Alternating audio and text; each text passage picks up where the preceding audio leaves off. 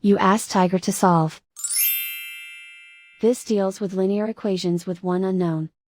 The final result is x equals 15. Let's solve it step by step. Group all constants on the right side of the equation.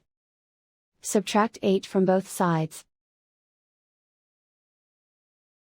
Group like terms.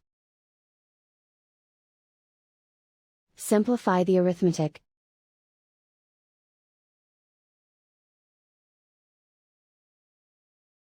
Isolate the x. Multiply both sides by 3. Group like terms.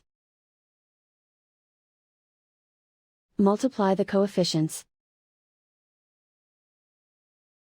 Simplify the fraction. Simplify the arithmetic. And so the final result is x equals 15.